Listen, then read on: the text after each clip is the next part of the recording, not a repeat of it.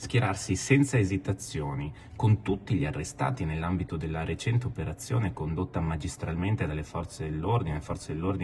a cui va il nostro ringraziamento ancora una volta per l'ennesima operazione a tutela della legalità e della sicurezza nazionale, rappresenta un affronto pericoloso, inquietante e incompatibile con qualsiasi incarico pubblico. È la reazione del deputato e coordinatore provinciale vicentino di Fratelli d'Italia al post pubblicato su Facebook da Aledin Kaburi, il consigliere comunale di maggioranza di Tiene, che esprime solidarietà a Muhammad Annun, l'uomo arrestato con altre persone nell'ambito della recente operazione antiterrorismo perché accusato di aver finanziato Hamas per circa 7 milioni di euro. Un'operazione di polizia definita dal consigliere comunale con delega ai giovani repressione politica del governo contro le iniziative di solidarietà al popolo palestinese. Dichiarazioni inaccettabili e incompatibili, secondo Giovine, per chi esercita un ruolo istituzionale all'interno della maggioranza che governa il comune di Tiene. Un post vergognoso ancora di più se pensiamo alla città di Tiene, che è la città di Matteo Miotto, il soldato che vestendo con onore la divisa italiana ha perso la vita all'estero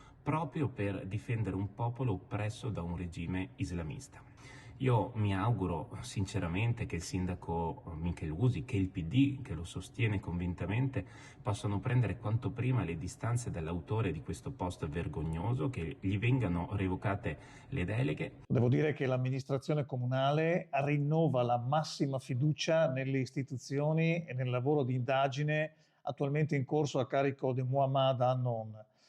Ferma restando la libertà di pensiero di ciascuno, le affermazioni del consigliere comunale Aladin Kaburi rendono necessario un chiarimento immediato, proprio al fine di verificare il permanere dell'unità di intenti con questa amministrazione, che crede fortemente nella sinergia con le istituzioni a servizio della legalità.